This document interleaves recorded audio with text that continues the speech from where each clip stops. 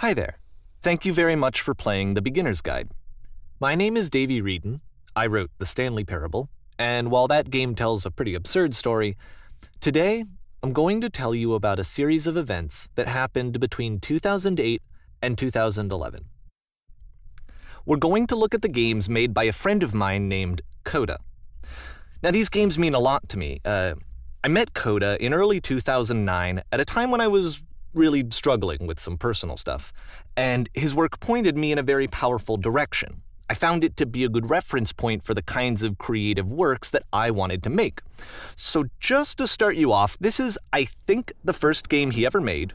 It's a level for Counter-Strike. You can walk around here, by the way.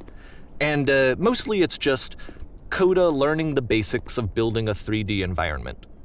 But what I like is that even though he starts from the simple aesthetic of a desert town, he then scatters these colorful abstract blobs and impossible floating crates around the level.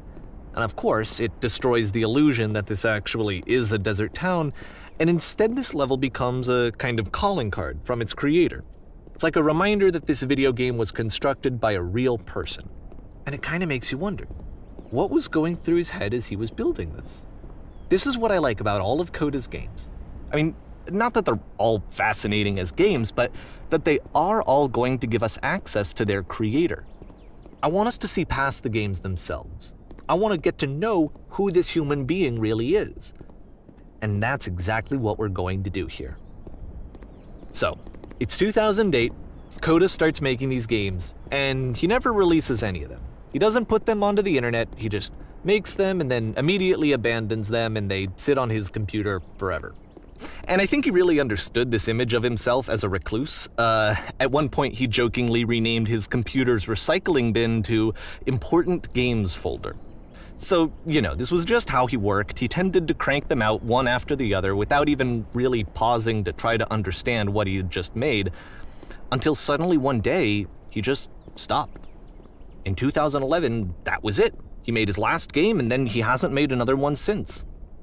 And that's why I've taken this opportunity to gather all of his work together, is because I find his games powerful and interesting, and I'd like this collection to reach him, to maybe encourage him to start creating again. And if the people like you who play this also happen to find his work interesting, then I'm sure it'll just send that much stronger of a message of encouragement to Coda. So thanks for joining me on this. If you have a particular interpretation that I haven't mentioned here, or if you just need to get in touch, you can email me at daveyWreden@gmail.com. Okay, that's about it for introduction. Let's take a look at Coda's first proper game. As each game is loading, I'll show you the date that it was completed. This first one was made in November 2008.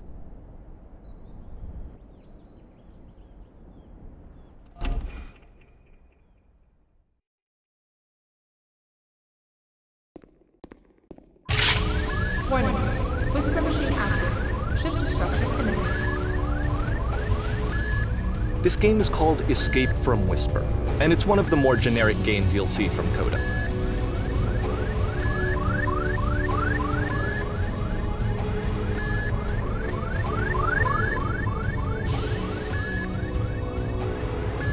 Security call breached.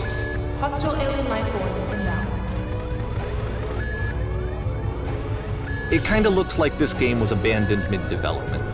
For instance, you have this gun, which you'd think would indicate that there are supposed to be monsters or enemies somewhere, but then clearly there are no enemies anywhere.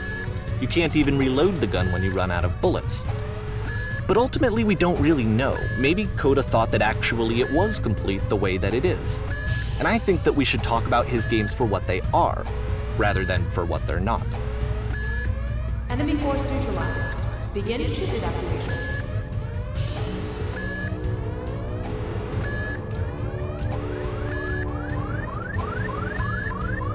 I love how you can see the bottom of the universe from this room.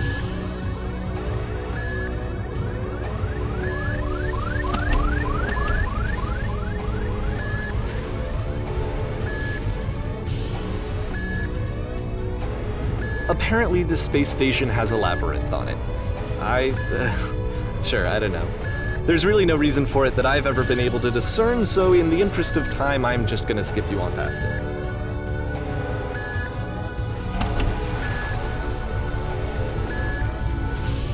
Or if you'd really like to solve the labyrinth, you're welcome to do that too.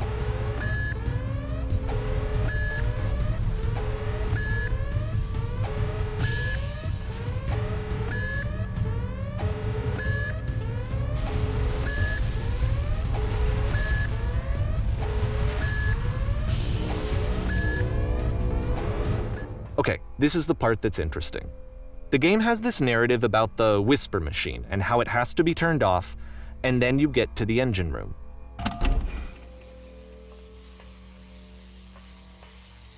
Hey, you there, in the engine room. You could save us all. That beam is powering the whisper machine. We could disrupt it by introducing a great enough heat signature. If your body could stop the beam. It's so much to ask, but for all of our lives, would you do it?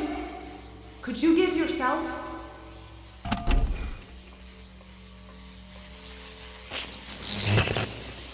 Let me pause here for a second. What you just experienced, stepping into the beam and then dying, is probably what Coda had initially intended when he was developing this level. But when he first compiles and plays it, something goes wrong. There's a bug somewhere. And this is what happens instead.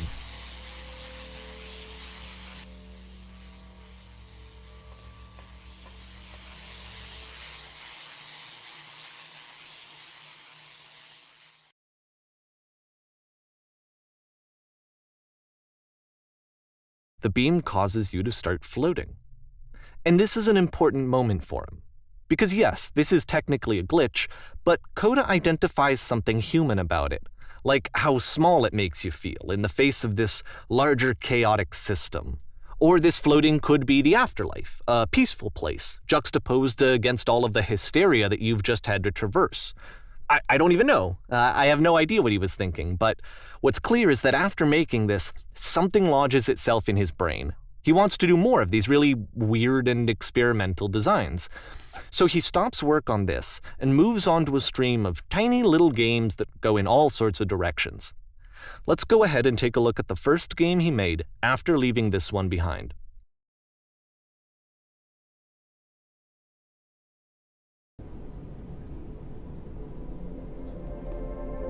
Yep, in this game you can only walk backwards.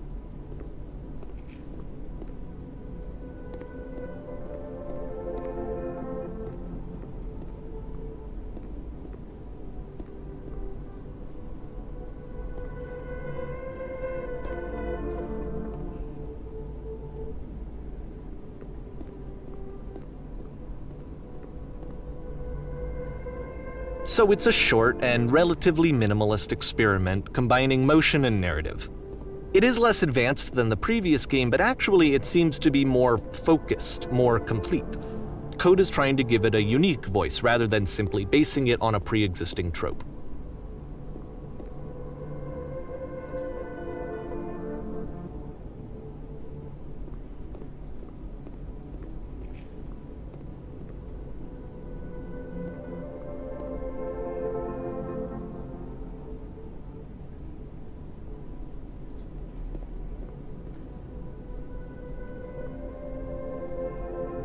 It's a short little thought, it says what it wants to say, and then it ends.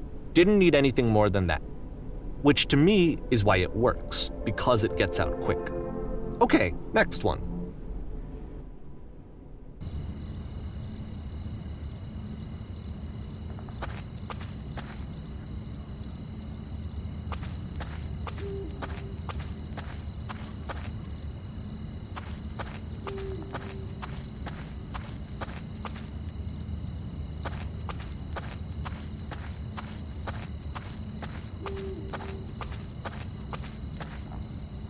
And that's it. Okay, the meaning of this game won't be clear just yet. Please be patient with me for a few more games, and I promise you'll see what makes it interesting.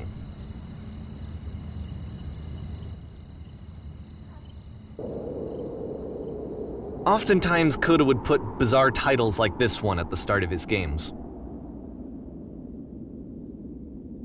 I wish I'd known him at the time that he was making these early games. He would really only talk to me about his work as he was making it. Once he stopped work on a game, that was it. It was dead to him. And I don't agree with that at all, but what are you gonna do? I know it's tempting, but there's actually nothing over here. Sorry.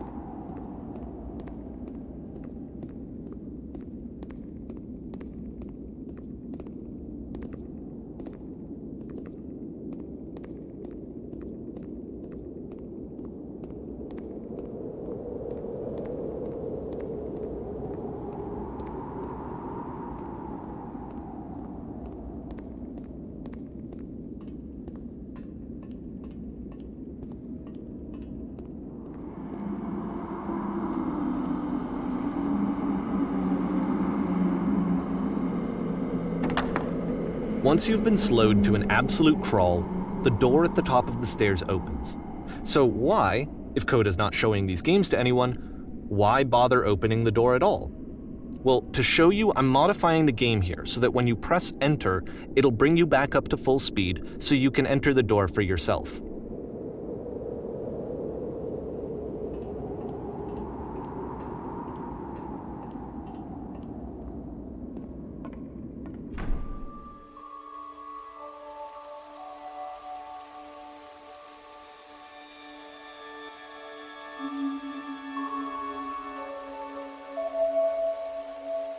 A room that's warm and nice and filled with little ideas for games.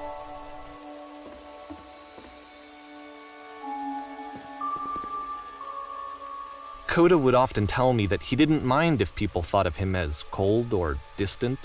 He said that he knew that he was actually a vibrant and compassionate person, but that it takes time to really see that.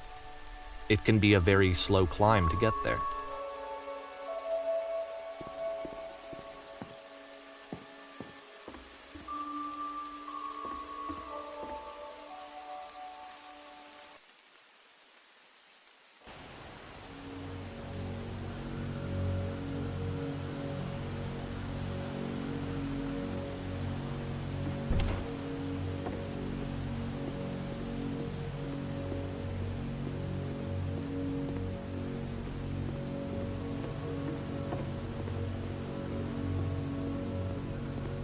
Well, this is new for Coda.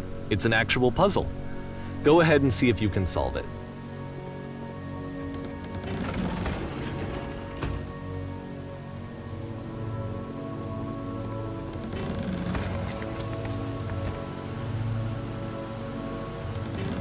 Don't forget that solution, because we're going to see this puzzle again soon. We're going to see it a lot.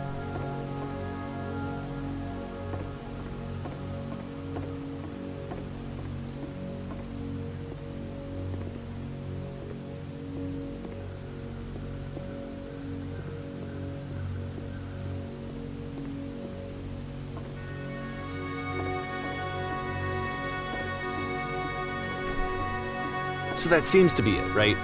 You walk down a corridor, you solve a puzzle, you get to the end. Simple enough. Alright, now I'm going to modify the game again so that when you press enter, it'll remove all of the walls from this room.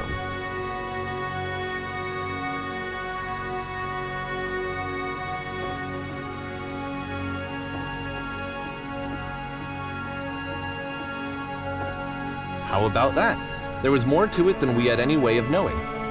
I actually find it funny that this game comes after the Stairs game, since they essentially convey the opposite idea. So, in the Stairs game, a dull exterior concealed a rich interior, and then, in this level, a dull interior hides this fantastic outer world. Either way, I think that the point is the same, is that most of the time you don't get to know what you're missing, or even that you're missing anything. That's not your role as a player. So if your role here is not to understand, then what is it?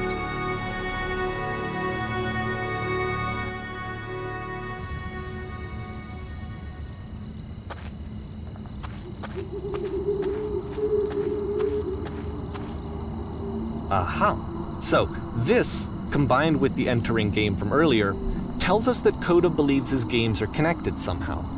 It could even be that the Stairs game and the puzzle game are literally connected in between this and the entering game. there's a bigger picture that all of his games are meant to play a role in, some larger meaning that we won't be able to grasp until we've seen all of them. And once we have, we can step back and start to understand what exactly that bigger picture is.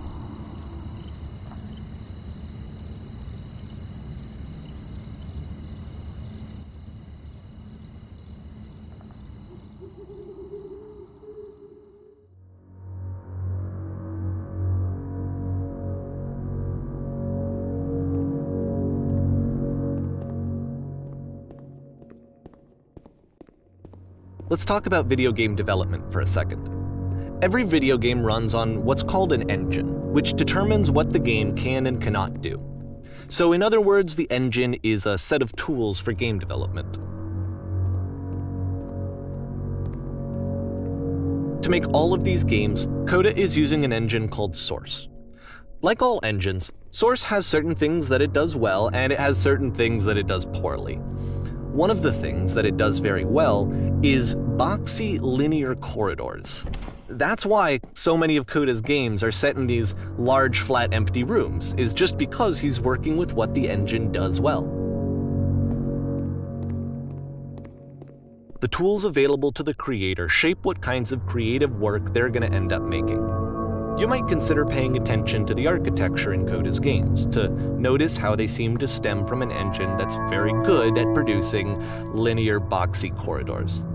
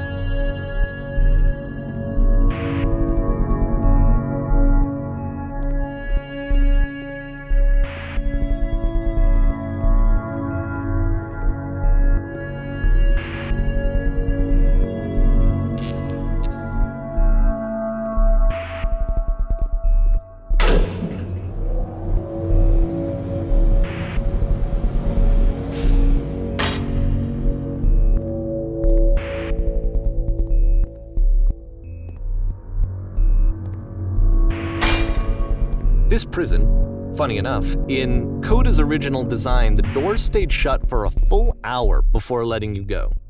If you don't mind, I think we're gonna skip that. This is something that he and I used to argue about a lot. You know, whether a game ought to actually be playable, whether it means anything if no one can get through it. And I would always defend that, you know, all this work goes into the game, why not make it playable and accessible? And so we just got into heated arguments over it, and there was one time that after one of these conversations, he went home, and a day or two later, he sent me a zip file. entitled Playable Games that was full of hundreds of individual games, each of which was just an empty box that you walked around in and nothing else. Believe me, I played every single one of those just to find out if there was like a gag hidden somewhere. There wasn't.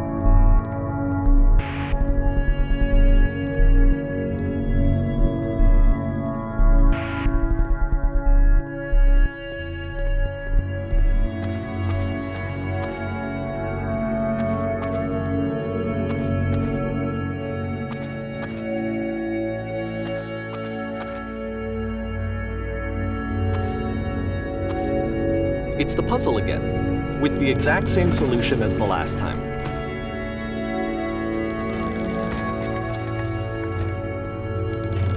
There's still no clear indication of what makes this puzzle so special that Coda is going to return to it over and over. But I promise I'll share with you my interpretation very shortly.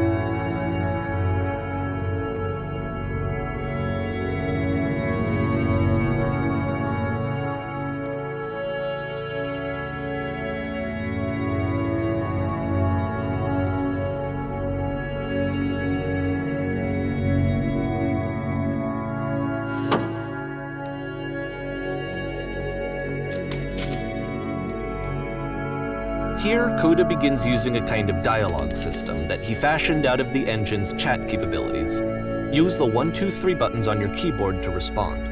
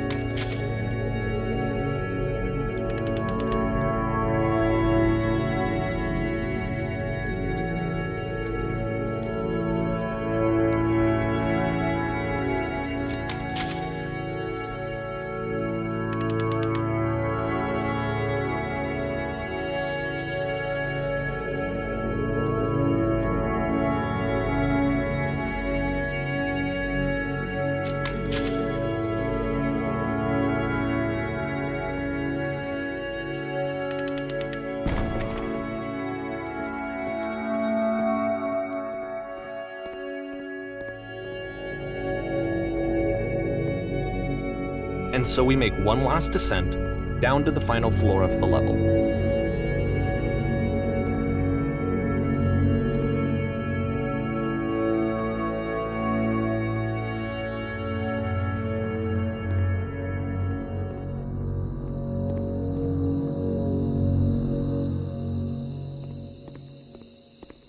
It's a lamppost. Okay, I can't tell you quite why, but for some reason Coda fixates on this lamppost. It's going to appear at the end of every single one of his games from here on out. I'll tell you what I think. I think that up to this point, he's been making really strange and abstract games with no clear purpose, and maybe you can only float around in that headspace for so long. Because now he wants something to hold on to. He wants a reference point. He wants the work to be leading to something. He wants a destination, which is what this lamppost is. It's a destination. We're going to see it in the work as well. His games are just going to become a lot more cohesive, a lot more fully developed, with more of a clear idea behind them. And as we go, that idea will get clearer and clearer and clearer.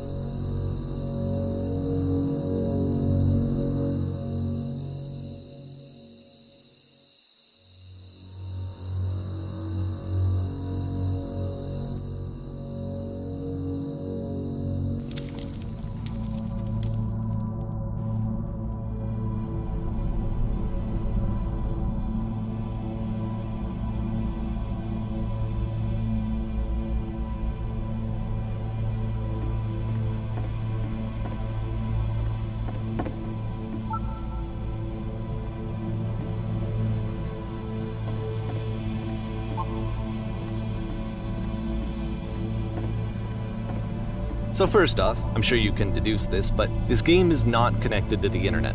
All of the notes that you're gonna see have been written by Coda. This was actually the first game of his that I ever played.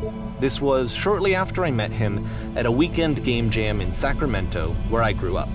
I saw him working on this very level, and it was just so different from anything that anyone else was doing. So right away I was like, I have to be friends with this person. In retrospect, I think I was probably a bit too pushy, trying to get his attention.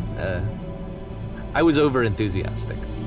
But he was very gracious about it and very patient with me. And I cooled off eventually.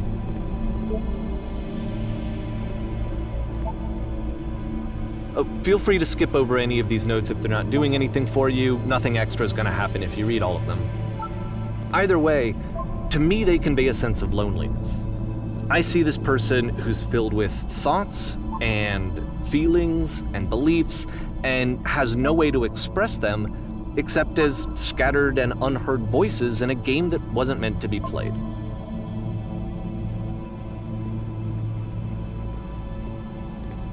But it's ironic, isn't it, that in playing this game and seeing how alone Coda often felt, that we get to know him better and actually kind of connect with him.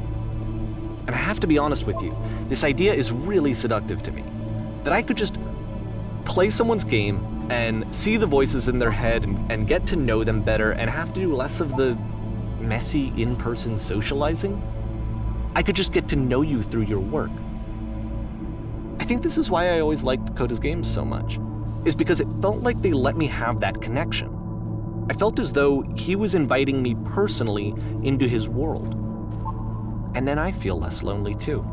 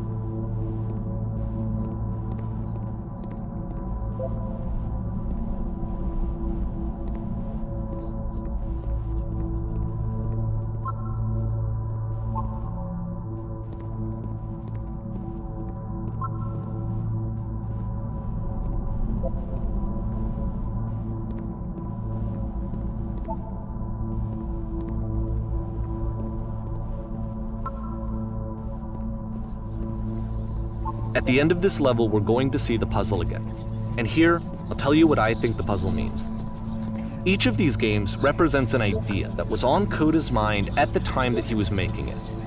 And the puzzle is a way of closing the door on a previous chapter of his life before moving on to the next one.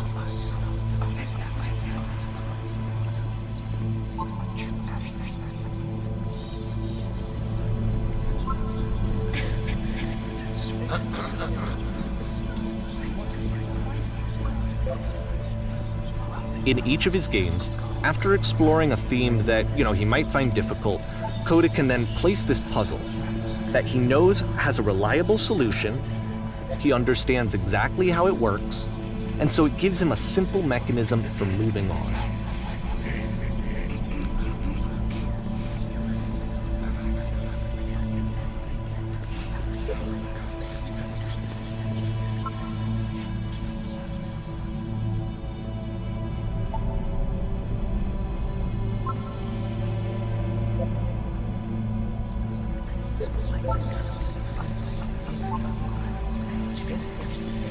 And because there's this dark area between the doors, a space between spaces, before you move on, you get to pause. Just for a moment, a few seconds to reflect on and let go of the events that led you here, to step back and connect the pieces together, to grasp at that elusive bigger picture.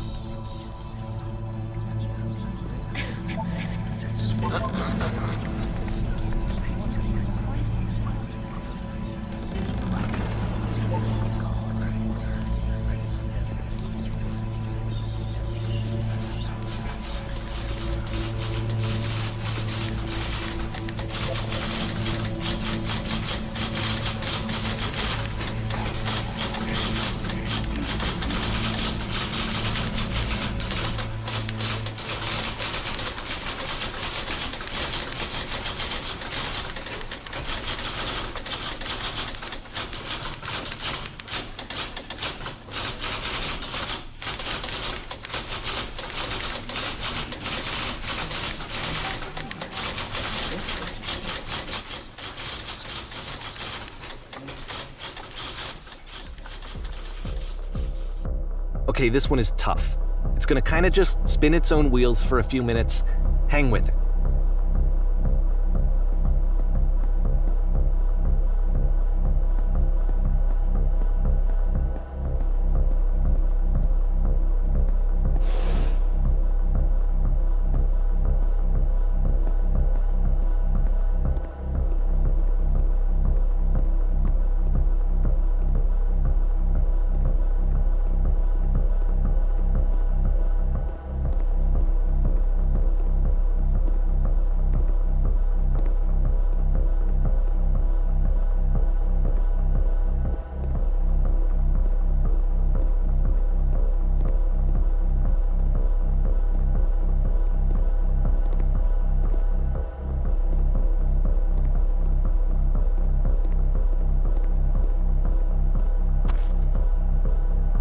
See, this is it, the whole game, and there's nothing that's particularly interesting about it. You just walk to the end of a hallway.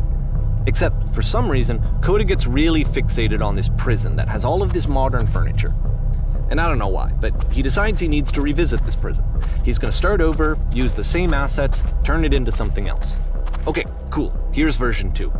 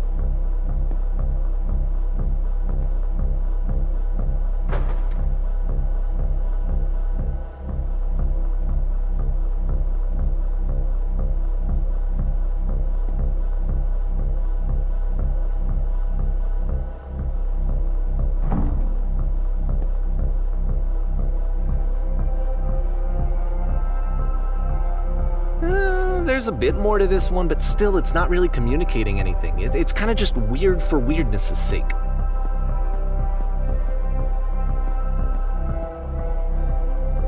So okay, he throws it out and starts over. This time he comes at the prison idea from a different direction.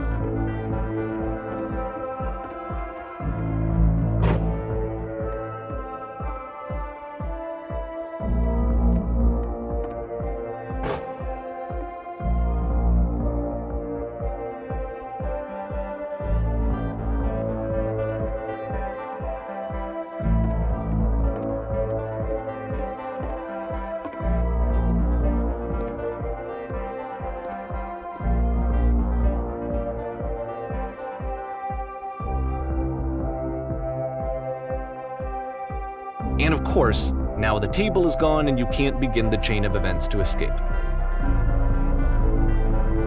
Here's a version where there are no bars, but you can't actually get to the well. And then a version where the inside of the prison is the outside and the outside is the inside.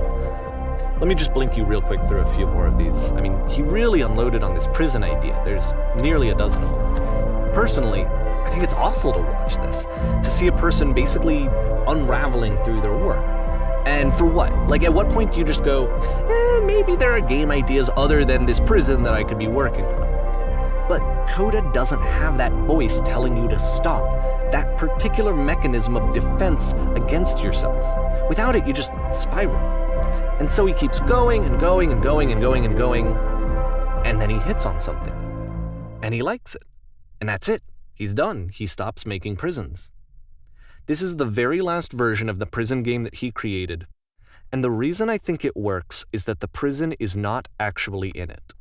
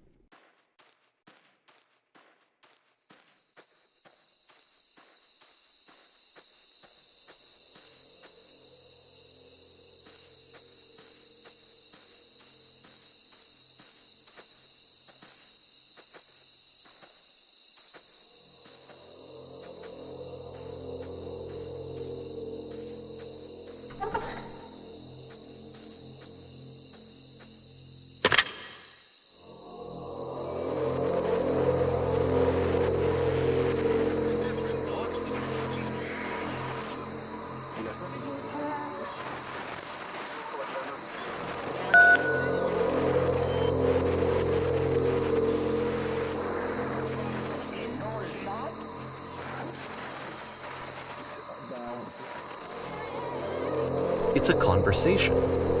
And so this is what Coda wants, is to be able to talk to someone, to share what's on his mind, and to get some good advice from someone who knows.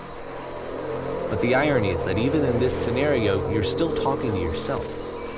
You know, all of these games so far are Coda talking to himself.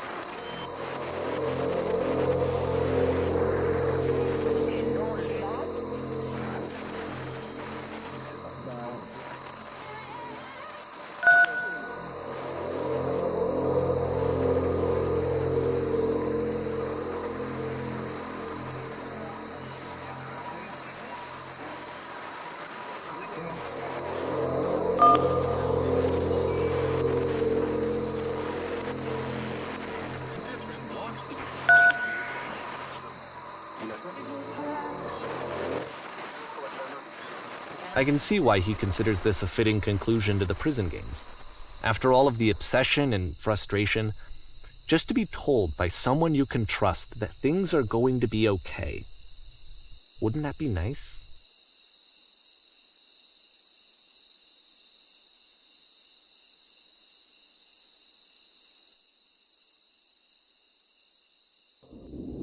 So what would it look like if Coda wanted to make a game about talking to someone other than himself?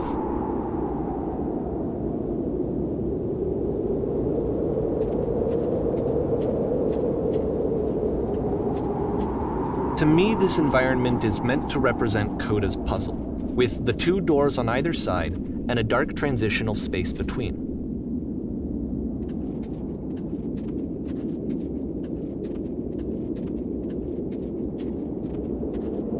Just so you're aware, nothing will happen up here until you've been inside the house.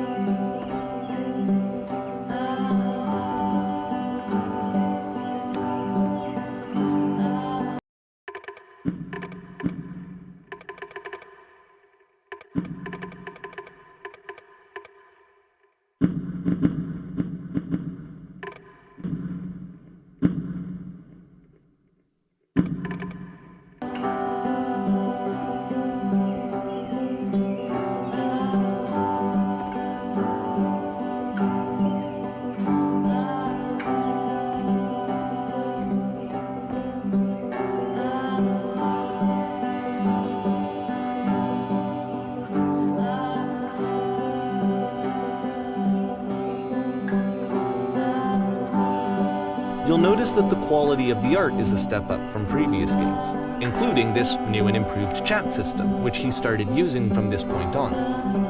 from here on out he begins putting much more effort into the visual polish of his work, and this particular game took 2 months to create as a result.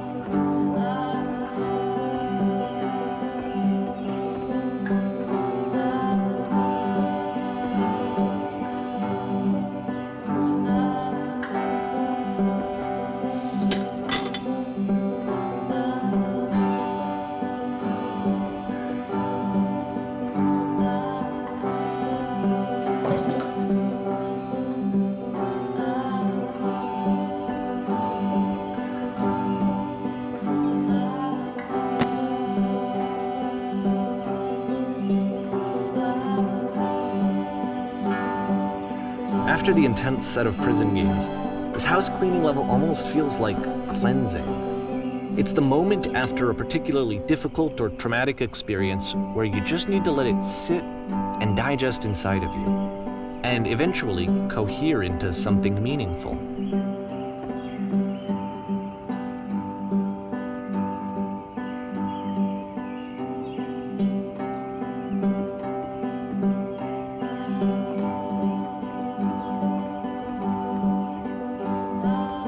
I know that Coda really liked this game.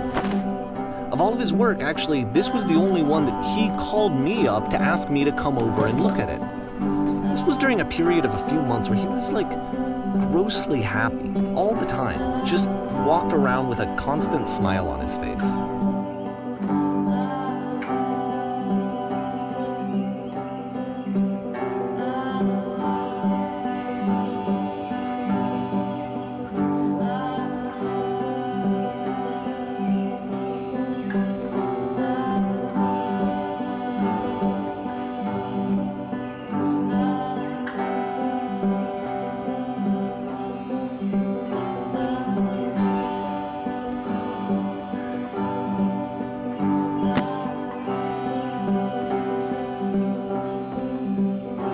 I'm glad he made this. I'm glad he found some peace.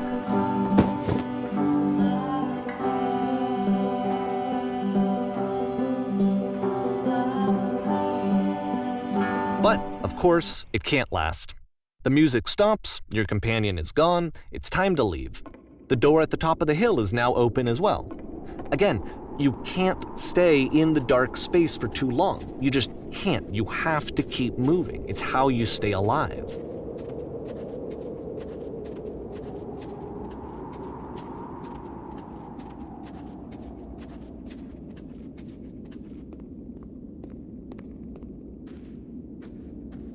Which is the whole point of the puzzle doors, right?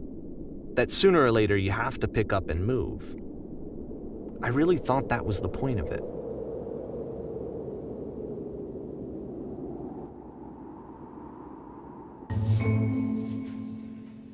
This one gets a bit goofy.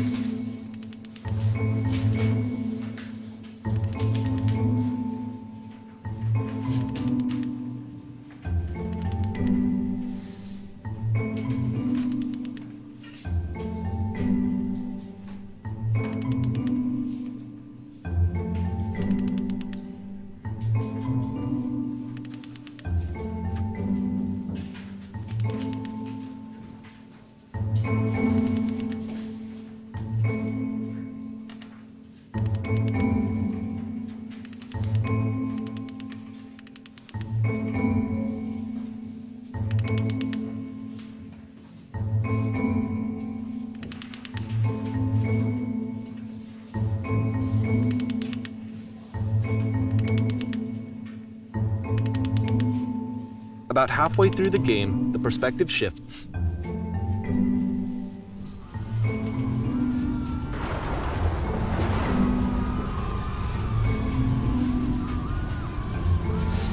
And you play as the teacher. And suddenly, you discover that your teacher is just as bigoted and afraid as you are. Oh, and also you can move around the classroom now.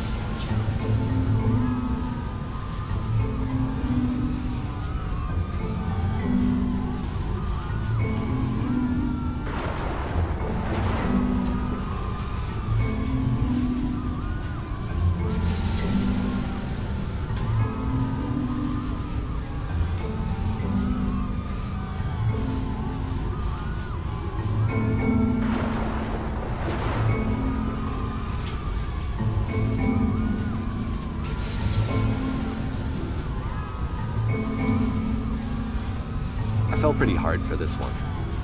I feel like it's one of the most relatable experiences that you can have. To assume that some other person is perfect and totally fulfilled in every way, and completely miss all of the little flaws that make them painfully human. I think about this game a lot these days.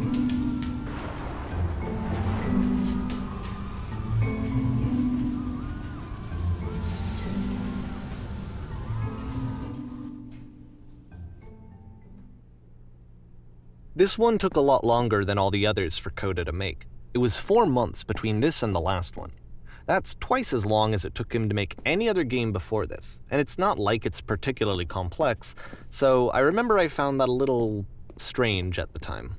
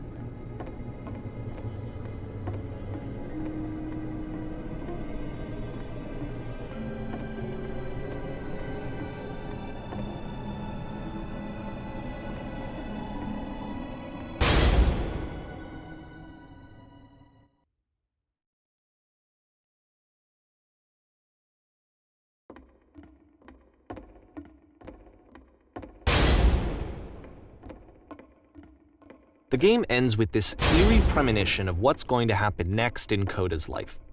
The solution to social anxiety, to fears of having to perform and having to chase success, the answer for Koda is to withdraw, to hide himself away.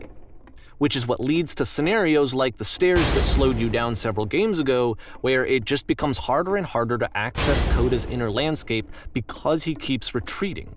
He just keeps backing away from possible connections to anyone other than himself. And to be honest, I didn't consider it very healthy when I first played this game. It looked to me like he was trying to justify the idea of just disconnecting yourself from the world. And that wasn't what I wanted for him or for his games. Because I feel like a lot of his games are inviting me to connect with this person, to bring him closer. But what can you do? After this, Koda went off and took another 5 months to make a new game.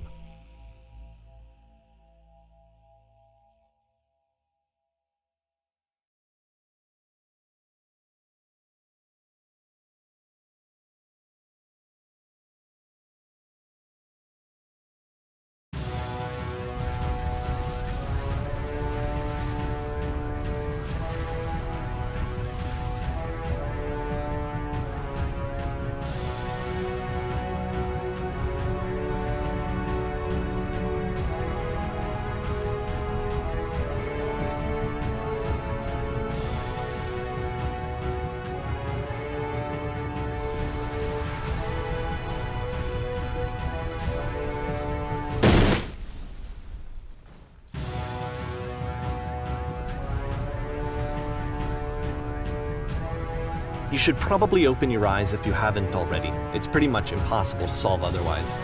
And there is a solution, by the way.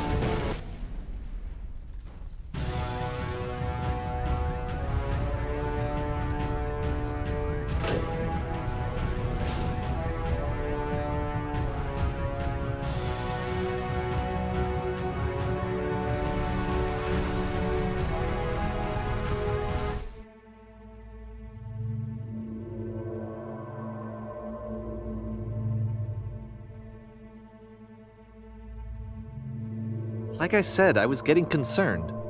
First off, he's never been this explicit in his work about exactly what he's thinking. So where's that coming from?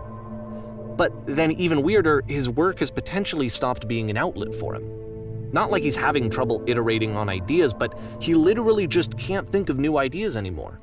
And in person, he was being a lot more distant than usual. Like, you know how sometimes a person will just deflect anything that you say in order to keep themselves disconnected all the time? It was that kind of thing.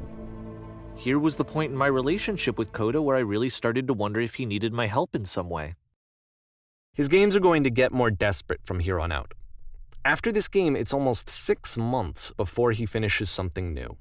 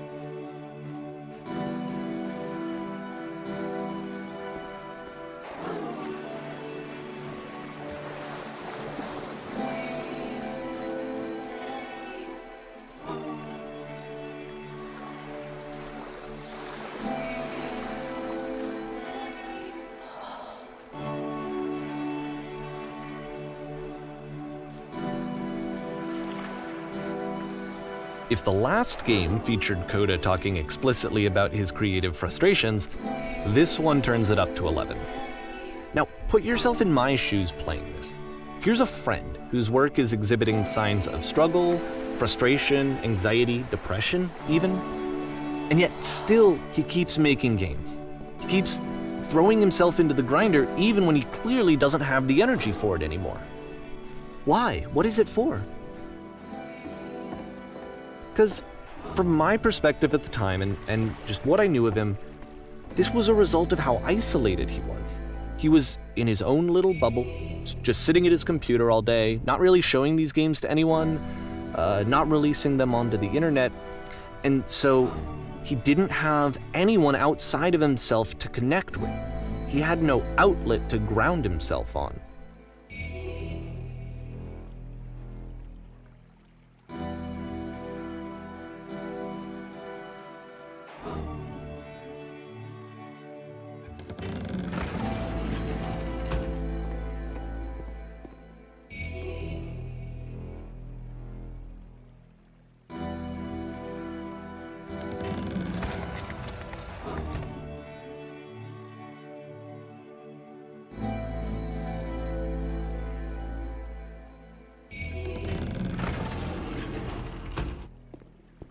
You can't talk yourself out of loneliness.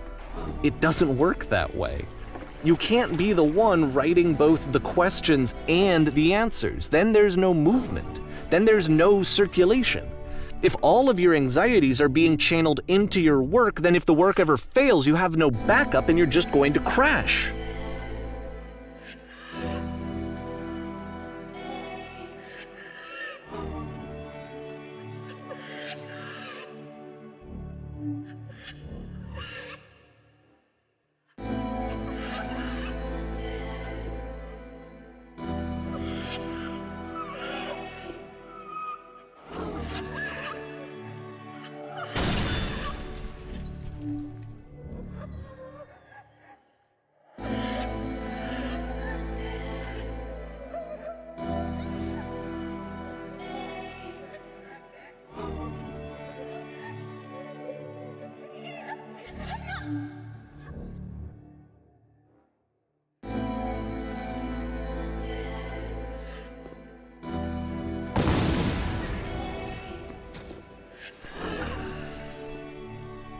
Seeing this game at the time that he made it, it looked really unhealthy to me.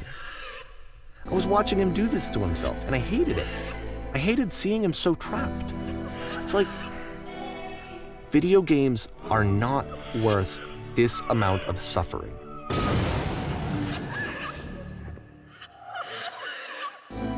This is someone I really cared about, and I used to get so much joy out of seeing him create. For him to suddenly become angry and frustrated like this, it was the worst thing for me.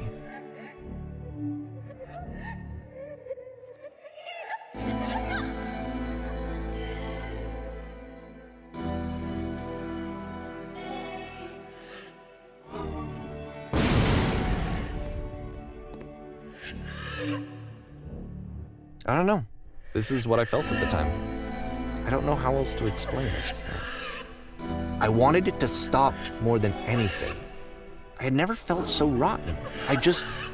I needed more than I had ever needed anything for this to stop.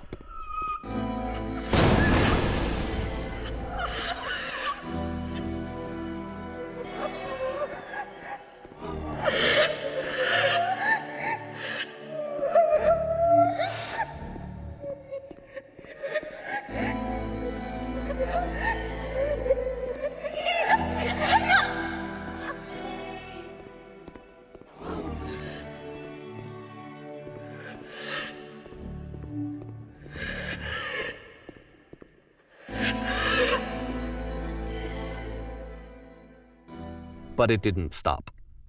After finishing this one, Coda takes another 7 months and comes up with a new game.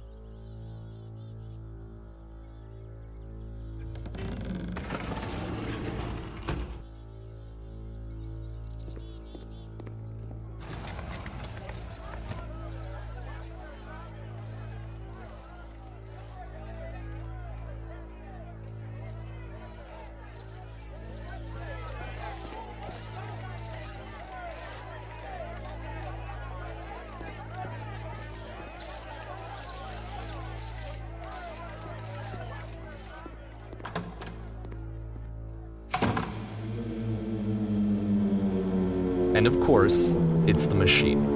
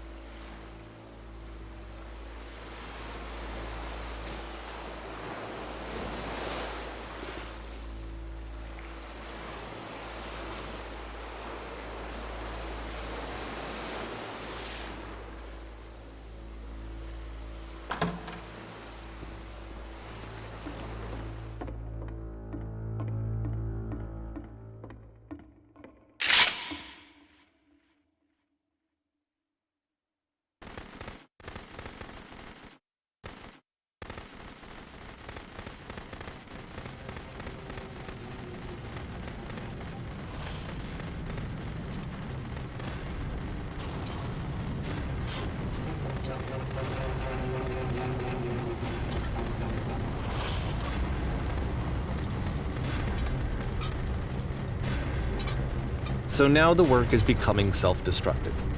And I'll tell you, at the time that I first played this game, shortly after he made it, here's what I'm thinking to myself. I'm thinking that Code is stuck in his own head, and that it's having a very negative effect on him, and that all he needs to do is just start showing his work to people, to get some actual feedback on his games. It might get him out of isolation. And so, as I'm thinking this, I realize that I could be the one to initiate it.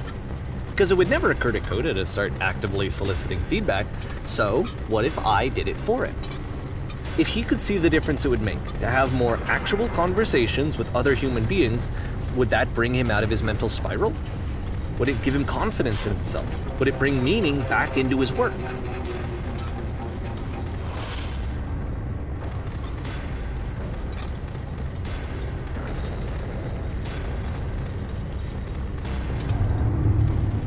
So I started showing Coda's work to people. I took this one, and the islands which you just played, the theater, the notes, the house cleaning game, and some of the prison escape games. I brought them to people that I knew and trusted. I asked their opinions. And the great part is that they really loved his games. You know, the point of it all is just to give him some external reference point, but they genuinely loved his work. There was nothing for him to be afraid of.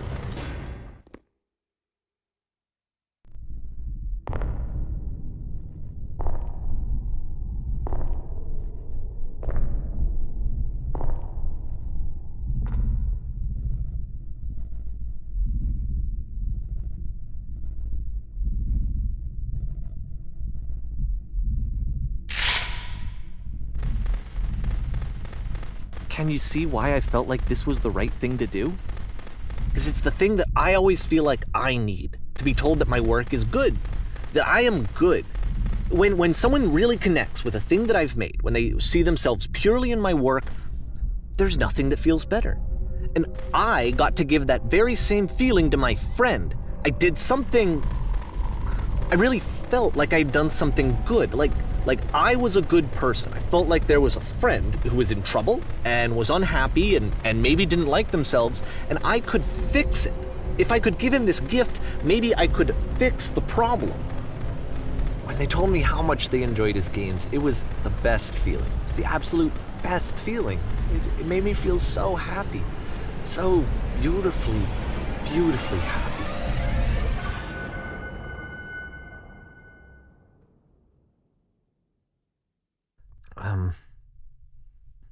So anyway, Coda finishes this game, and then really he just kind of takes off for a while. So this is June of 2011, and I didn't hear anything from him for several weeks, I guess. And so out of nowhere, one day I get an email, and it's got a private link to a new game of Coda's. This one is called The Tower, and to my knowledge, it's the last game that Coda ever made. So let's take a look.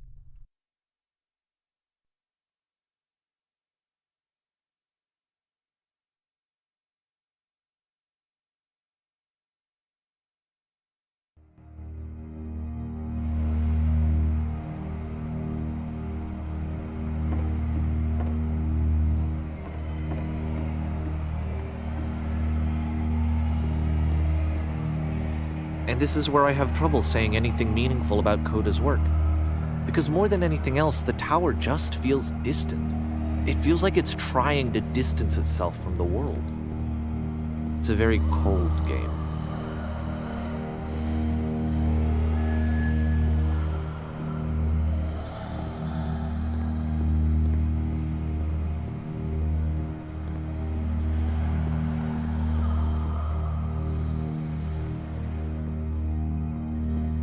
This room actually has a maze in it.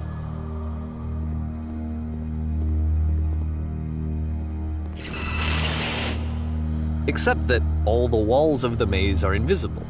And then every time you touch one of the walls, there's this awful flashing and noise, so the experience is really miserable. The game goes beyond not being meant to be played, it actually seems to despise the player for trying to play it at all. But I do want to show you the rest of the levels, so when you're ready to continue, press enter and I'll put a bridge over the maze.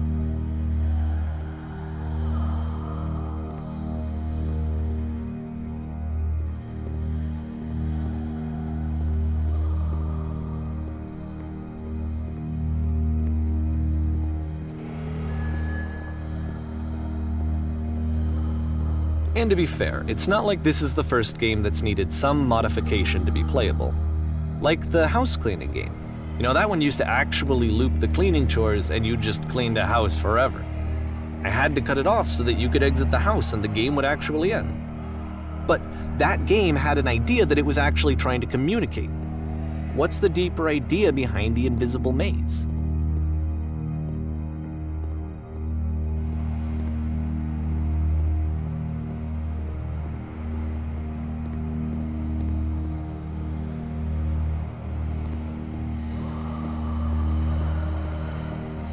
The only way past this challenge is to randomly guess the 6-digit code. Like the invisible maze, it's frustrating to me, because it's the opposite of everything else that Coda has made. It doesn't encourage thought or engagement. It doesn't ask anything of me, except a lot of my time. If I could have reached him during this time, then maybe I could have asked him, but I couldn't. I still don't really understand why this is here. I'll put the code on the ground for you here, though, so that we can move on.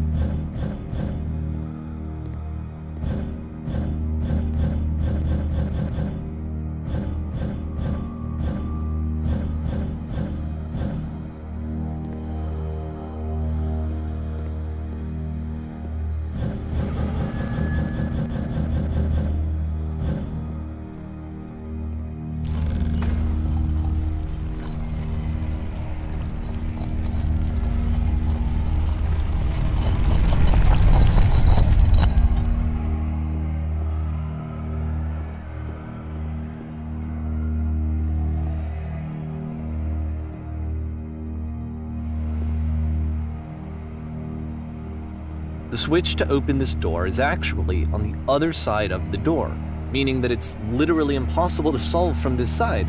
So even if you somehow brute forced your way through the first 2 challenges and you got to this point, there's actually just no way to progress.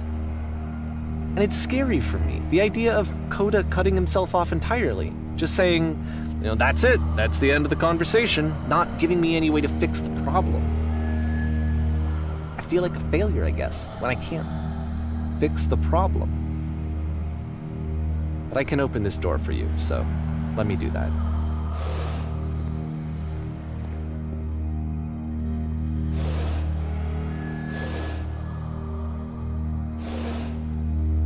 Was I a failure for not understanding this game? I don't know why I would be. It's not like everything needs to have a solution, but I feel it somehow. I feel like I failed, and I don't understand why. I remember, it's June of 2011. I'm playing this for the very first time, and as I'm playing, I'm thinking to myself, I don't know this person. I have no idea who this person is. It wasn't the guy I knew, it wasn't my friend. I had come to so many conclusions from looking at all of his work up to this point, and then suddenly none of them... I had been trying to, though. That was the thing. For years I was trying to get to know him, to understand who he actually was and what he stood for. I asked him so many times to please just tell me what his games mean to him. I asked him please to tell me what the 3 dots mean, and he wouldn't.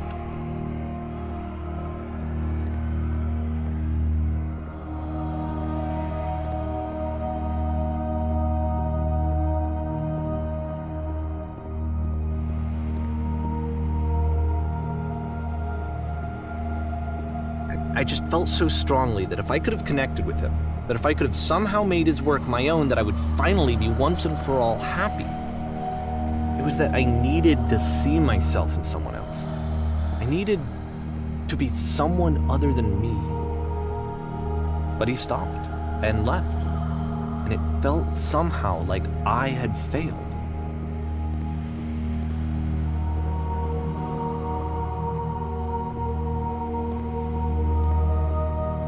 Where did I screw up?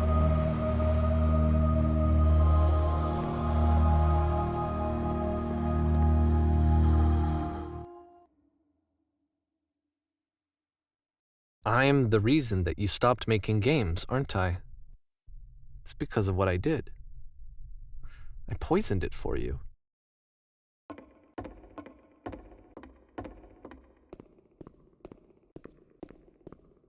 I don't think I ever told you this, but when I took your work and I was showing it to people, it actually felt... it felt as though I were responsible for something important and valuable.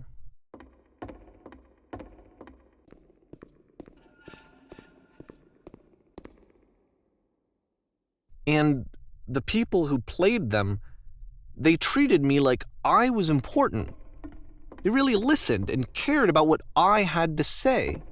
Even though I was showing your work, I felt good about myself. Finally.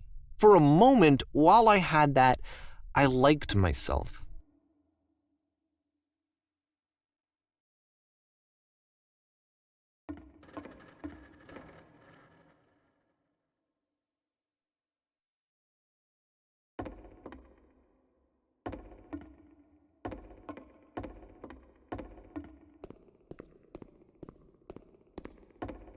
And then you stopped, and I didn't have anything left to show people. I just had to be with myself. And as soon as that happened, there was no feeling at all. Nothing. Less than nothing. What does that mean?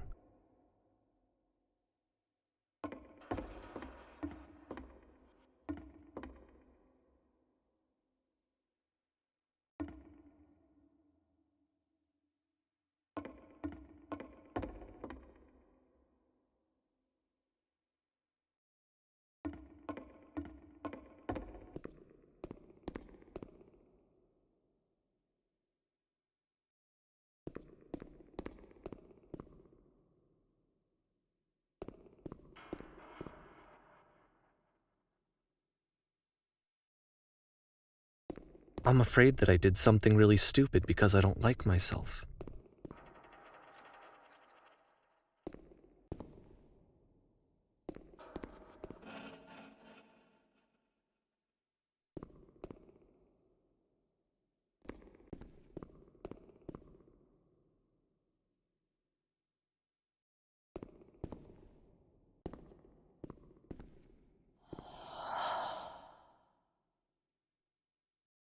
That's why I'm releasing this collection of your work, is because I haven't been able to find any other way to reach you.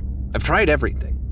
And so a part of me has hope that if I put this compilation out into the world, and if I put my name on it, that maybe enough people will play it so that it'll find its way to you, so that I can tell you that I'm sorry.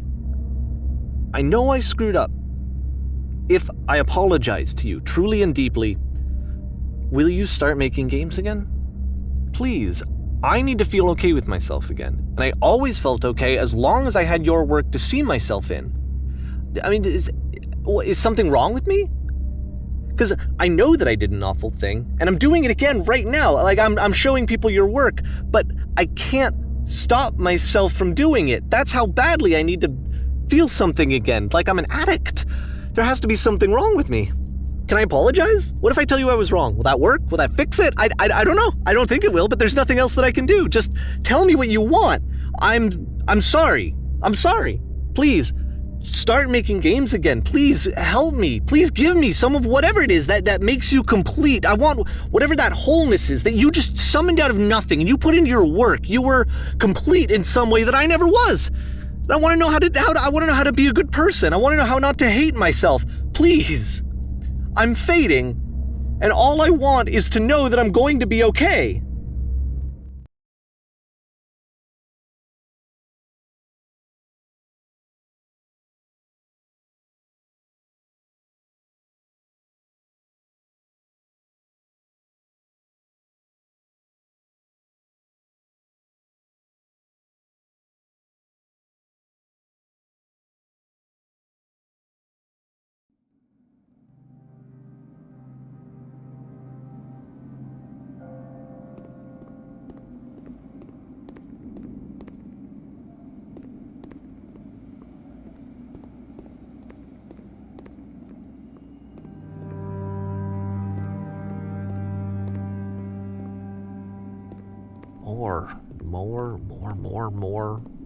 More love, more praise, more people telling me that I'm good. Always more. It's like a disease.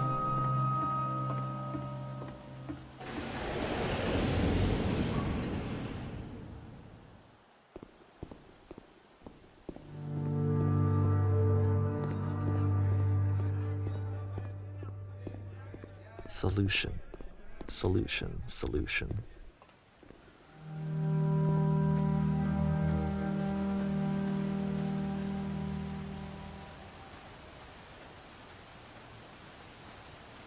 I guess if someone had told me ahead of time that he just really enjoyed making prison games, maybe I wouldn't have thought he was so desperate. I wouldn't have told so many people that he was depressed. Maybe he just likes making prisons.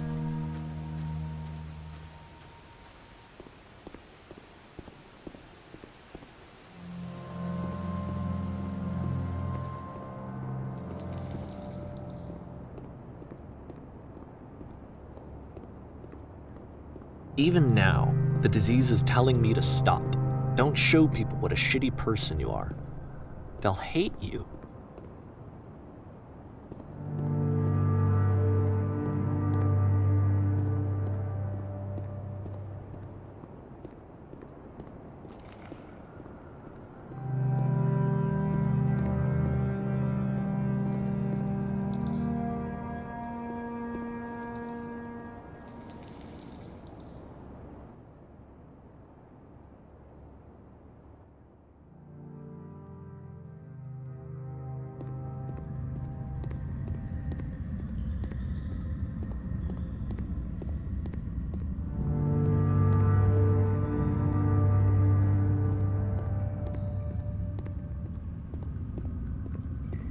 if I knew that my life depended on finding something to be driven by other than validation, what would that even be?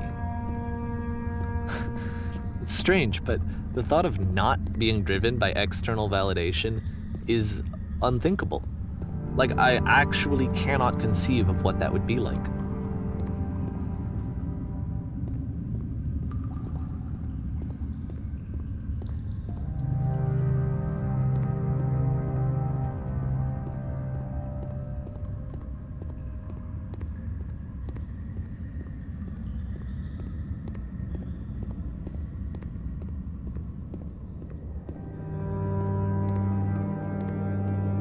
What now?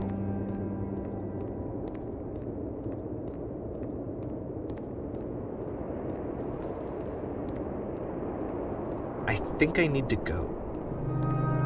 And I'm sorry, because I know that I said that I would be here and I would walk you through this, but I'm starting to feel like I have a lot of work to do. I have a lot that I need to make up for, and so I'm just gonna... Okay.